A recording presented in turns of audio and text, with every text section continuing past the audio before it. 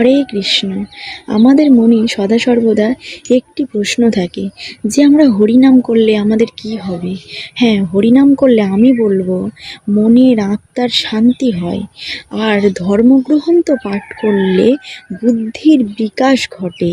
আর বৈষ্ণব সেবা করলে মনে অহংকার নষ্ট হয়, ভগবানের প্রতি ভক্তি বৃদ্ধি পায়। রাধে রাধে। যেখানে হয় হরিনাম সংকীর্তন, সেখানেই হয় মধুর বৃন্দাবন। তাই এসো সকলে একসাথে হরিনাম জপ করি। হরে কৃষ্ণ হরে কৃষ্ণ কৃষ্ণ কৃষ্ণ হরে হরে হরে রাম হরে রাম রাম রাম হরে হরে।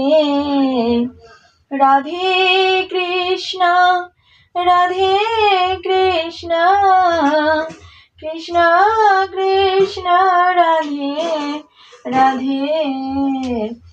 রাধে শ্যাম রাধে শ্যাম শ্যাম শ্যাম রাধে রাধে।